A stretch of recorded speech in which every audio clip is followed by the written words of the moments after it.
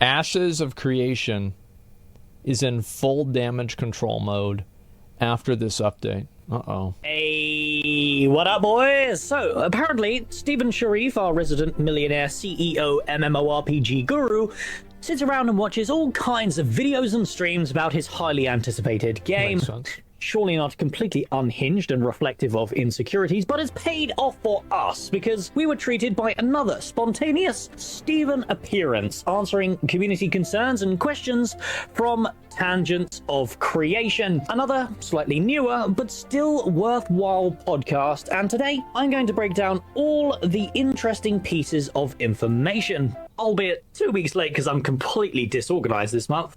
But before we get into that, our beautiful patrons hooked out the wazoo Twitch subs, and I would love for you to grab yourself a Holy fuck, it's good that he's been streaming. God damn, that's a lot of Twitch subs. Good for him. Yola, because with the community Holy absolutely shitting a brick about a few of these freehold design decisions, it has sent Intrepid into a slight frenzy of damage control, clearing up a lot of misconceptions about the systems, as they're obviously connected to a lot of currently unknown aspects. And this particular discussion touched upon some interesting talking points that I really want to focus on. The leveling experience, the new Tetris inventory, and the game's innovative server structure. Now, with all that bollocks out of the way, let's begin, shall we? Let's see it. So to start off, feel free to check out Tangents of Creation over on YouTube or Twitch down in the description, because they have a fairly chilled stream and a pretty reasonable opinions when it comes to MMORPG design, even if they do talk about Dragonflight. Their methods when approaching Stephen during this impromptu appearance were professionally handled, and for something completely unprepared, they really managed to get some great discussion about the game that answered a few pretty alarming concerns for people seeing the new direction Intrepid are taking their freehold systems. Now, I'm not going to break down everything said because it wasn't a question and answer session like we've been used to in the past. More of a back and forth discussion piece with our Lord and Savior. This actually prompted Stephen to go into depth about a couple of interesting things that the previously released manifesto still failed to answer. So I will touch upon these. Firstly, we got a great discussion about the philosophy, design, and purpose of the recently announced Tetris inventory system. And to be honest, I was planning on making a whole video by itself on this subject, but we're on the 24th of this month, and there's simply not enough time for me to do that. So I don't think that the Tetris inventory thing is that bad. I can see why they're gonna do it. I think that, again, it's like a lot of games that have inventory problems like this are usually garbage and bad, but I'm willing to at least give this a try. Like, that's really what it comes down to, is like, I want to just see what it's like and then decide after that, rather than just going and being like, oh, it's going to be bad for sure. Tarkov is garbage and bad. Well, I don't think Tarkov is bad. I mean, I think a lot of people like it, but we'll see what happens. Terrible design. I just think that, like, again, one of the worst things to happen for a game is if the developers are too attached to their own ideas and they're unwilling to change them based off of player feedback or how a system is being received by the player base or how a player base adapts to a system. Like New World, New World, Diablo 4, World of Warcraft, like all of these games, that's the big issue, is they're too attached to their own ideas. Like Lost Ark too, they're too attached to their own ideas of like what they think is important or what they think needs to happen in the game, and they ruin the game in the process of that. I think the best example really is actually Shadowlands, like in WoW. Like they ruined the first half of Shadowlands because they had a vision that just wasn't in line with the player base at all. So I will keep my opinions to myself until this clearly unfinished inventory system is fully fleshed out in future streams. Instead, I will attempt to put your worries to rest with a clip of Stephen explaining the direction and philosophy. One of two things either happens. Either People just at all times are expected to gather and collect things when they're out in the wild, or they impose a hard limit throttle like a labor system, or something that mitigates how much you can do a thing. Our approach with kind of addressing that necessity was, let's talk about inventory management. And if a player is going to leave a node and go out and start adventuring, then what's to stop them from ever acquiring everything? Well, there's kind of two primary methods by which you can approach that, either through a weight management system or through a spatial system. And when you talk about the complexities available through, like, let's say, bag progression, weight is a very monocentric kind of restriction. Whereas when you have stack size and shape size, it's not about the mini game of how do I organize that, because there's an auto sort feature, but rather it's more focused around what types of bags am I going to equip during that time, and how am I going to determine which resources I should interact with. Now it's about how do I manage time, because the time is traveling back and forth from those storage locations. Some of those bags might have increased times to interact with a player corpse, and you can choose to perhaps have less capacity, less stack size, less slot availability for the certain types of gatherables you may want to acquire, in exchange for an increased interaction time for other players that might try to loot that bag, giving you time to reach it and take back your belongings. You want to think about those types of interactions. How do you add layers of strategy to engagements? And there's ways to do that through inventory management as well. I think there's an element of that that's true. At the same time, I could also see it being very annoying in practice. And this is kind of what I'm talking about, is that, like, the way he explained it makes a lot of sense theoretically. But let's see how players actually interact with this system. Let's see how this actually plays. Because it's one thing to say, like, I mean, he has a great, like, philosophy for it. I think that the overarching philosophy for, like, inventory management, the pros and cons of decision making, etc., these all in theory sound really good, but I'm kind of curious to see what's going to happen whenever the actual game comes out and there's an alpha or a beta and people are able to play it. Theory can only get you so far. Yeah, exactly. All I heard was the word salad, TLDR. The TLDR of what he said is that inventory management adds a level of decision making that helps you direct what you're going to build for whenever you go out into the open world, and different types of inventory management open you up for different types of advantages in not only gathering but also PvP and obtaining other types of items. So I understand what he's saying. I don't think anybody, and also again, like, inventory management is, like, I think fundamentally not a very good, a fun thing to do.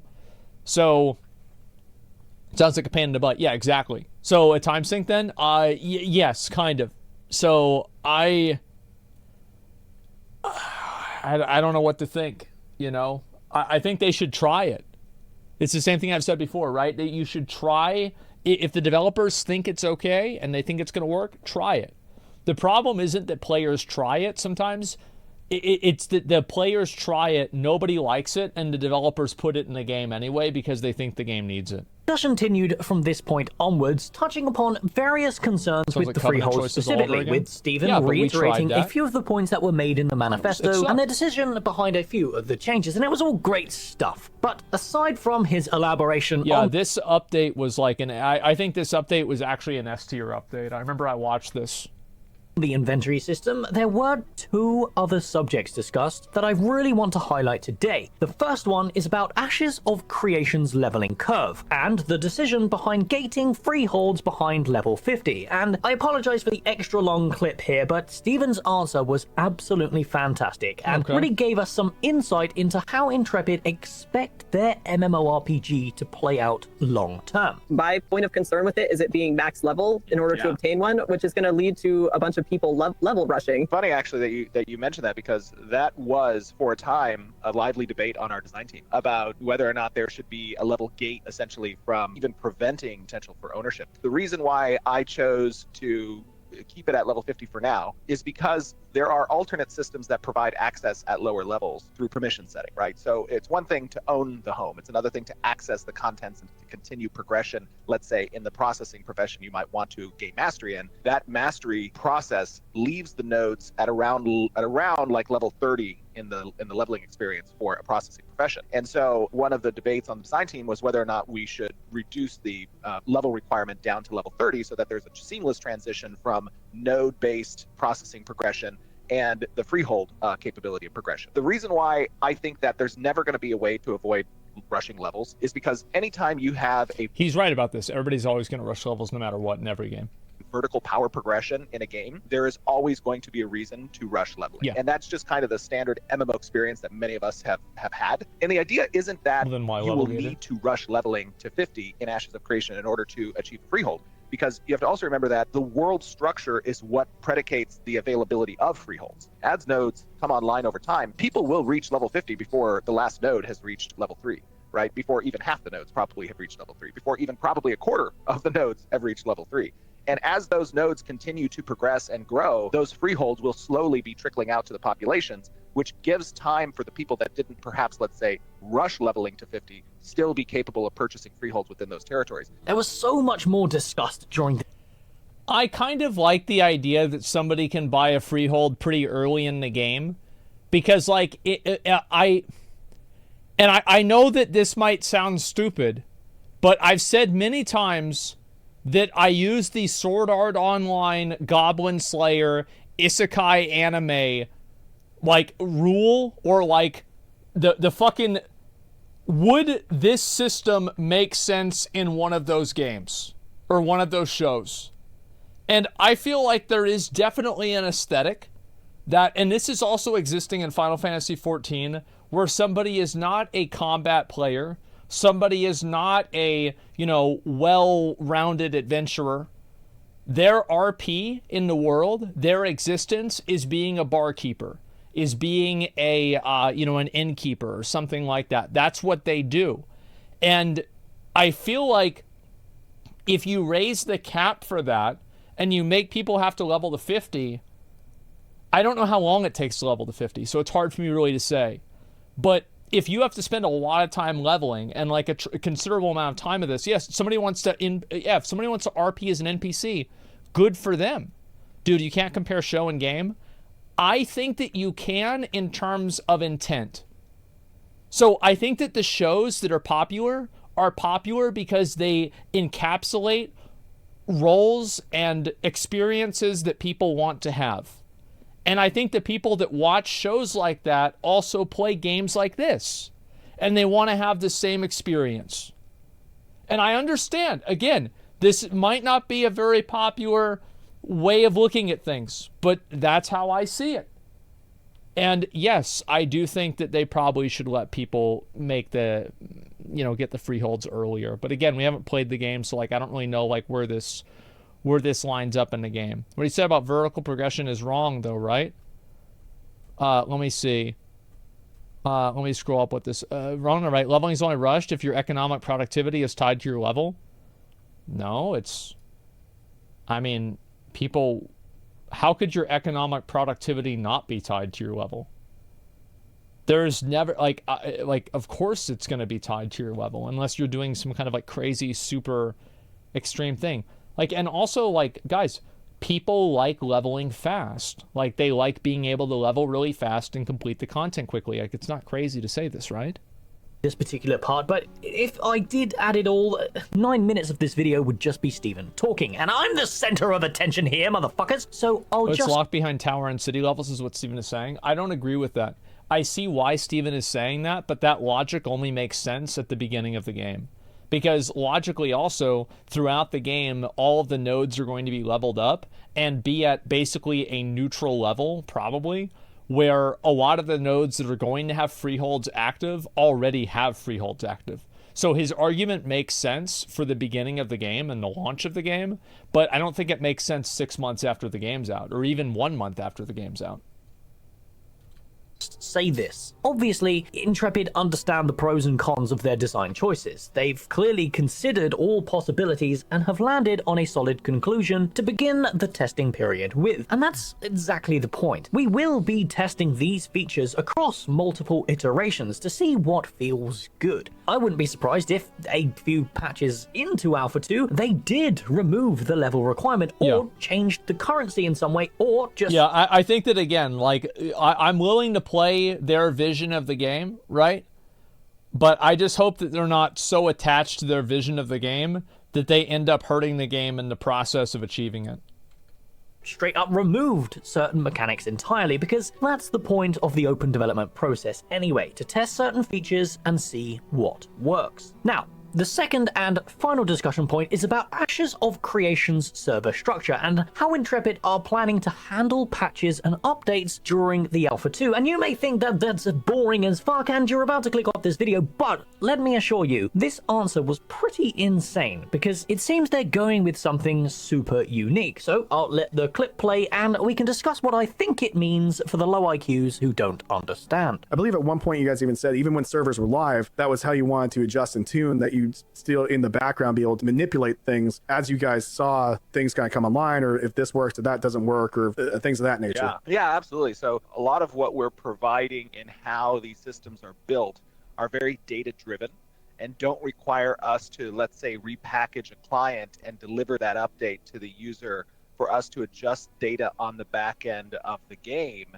and do that during runtime. We can actually create a lot of different environments of testing for a particular system within a running Alpha 2 without having to, let's say, bring the servers down, repackage, and deliver an update to the user. And this is very interesting because during the Alpha 1, their server structure was very standard. They had a queue system set up and working, they had a pretty stable server towards the end, and these servers were brought down a day or two at... I didn't even know that was possible, so it's like a live update? Yeah. I don't know. I mean, like, yeah... time to implement a new patch that fixed and introduced new mechanics. Think along the lines of World of Warcraft when it comes to server maintenance. They take the servers down for a few hours a week, move them back up, and if there just so happens to be a patch or expansion release, the patch will be added during that maintenance. Well, I don't think that having server maintenance is a big deal. Like, the server going down for 3 hours every week, I don't think really matters. So I hope this isn't something they're trying to achieve. Like, it's just every week. Yeah, every week. I mean, like, but what if it could be better? Yeah, and that's a question, right? What if it could be better? Thanks, Hemlock, for the raid. Fuck, it's getting more and more common with software these days. I'm surprised games didn't do this quicker. Yeah, I mean, again, spoken like a true WoW Andy. No, I mean, like, Black Desert Online has server maintenance. Lost Ark has server maintenance. New World. I don't know if they have server maintenance, really. I'm not sure. Sometimes they do. Like, a lot of games have server maintenance. It's not crazy, right? Zero downtime patches are a thing. Yeah, I mean, maybe. It doesn't seem like this is the plan for Ashes of Creation, and I apologize if I have misinterpreted this correctly, but it actually sounds like they're aiming towards a more Guild Wars 2 style of patch and implementation. For those of you who don't know what this means, Guild Wars 2 do not take their servers down for... I just can't listen to the Valheim music and not hear in the background the sound of a boar getting hit. Like, I'm just imagining somebody hitting a boar. Because it's the Meadows music, right? Fuck. Or the deer, they're like, woo, then they run away.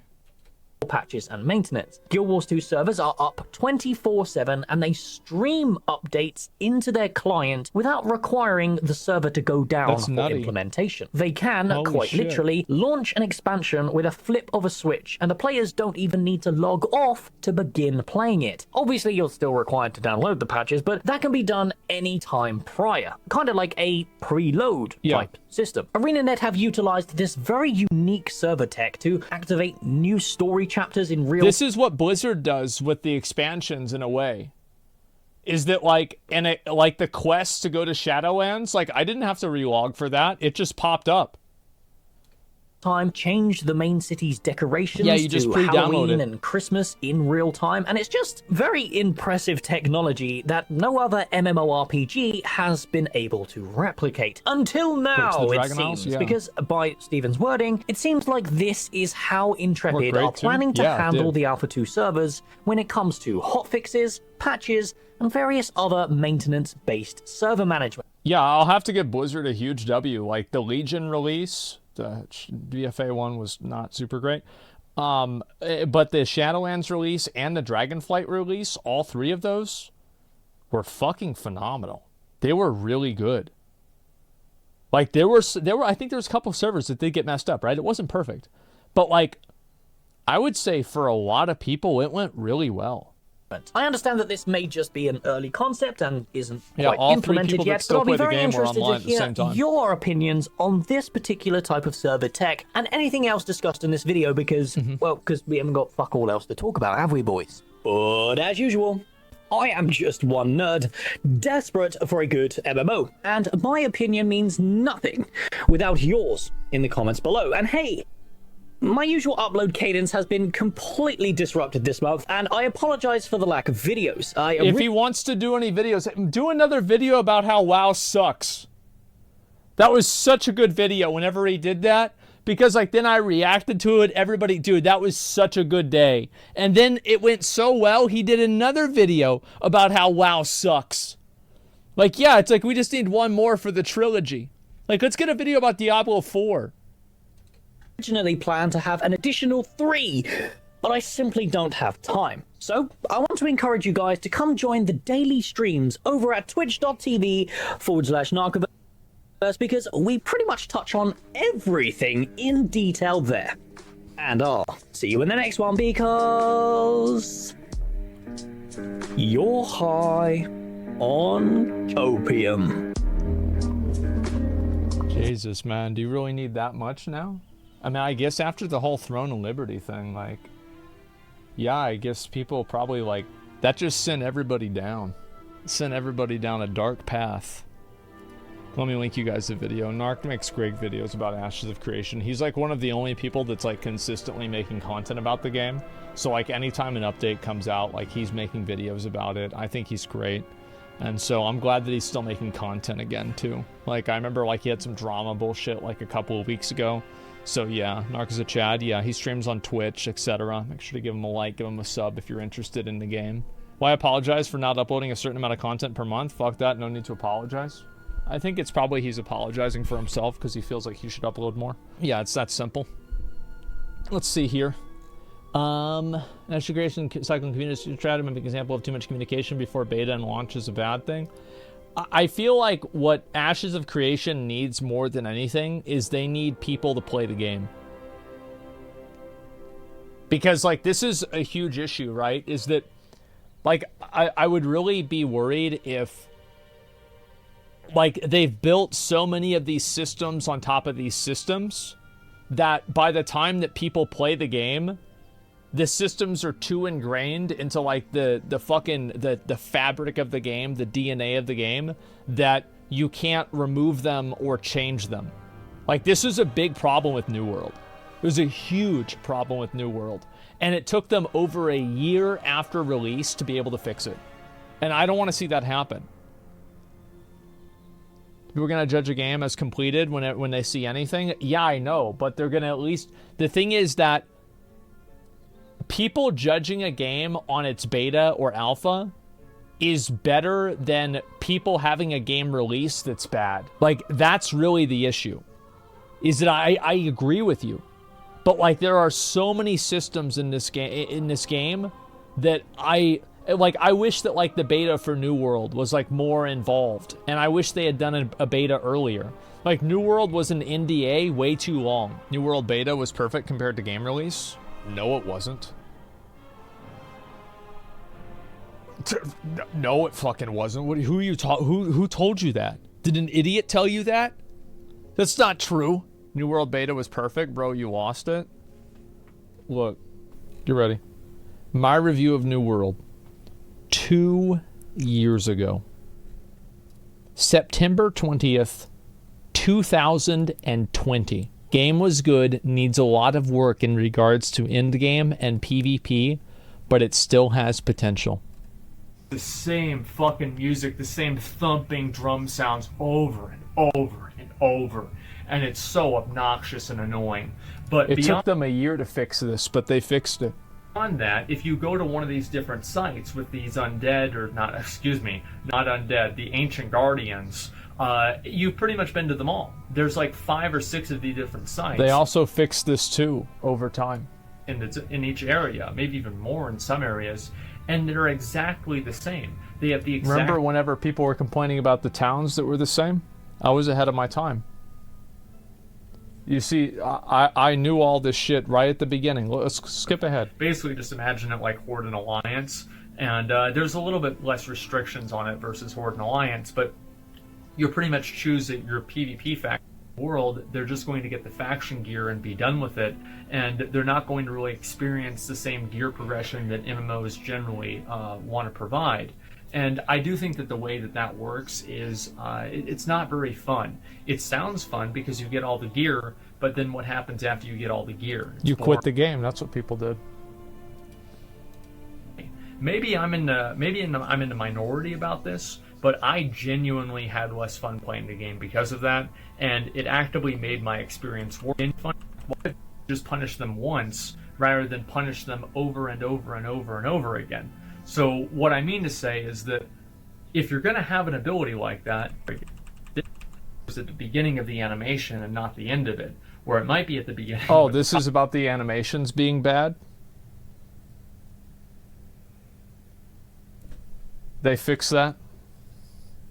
Yep, they changed it. It's crazy, isn't it? How it just turned out that I was right about everything, and that everybody who was mad at me was wrong. The guy's smart as fuck. Yeah, I know.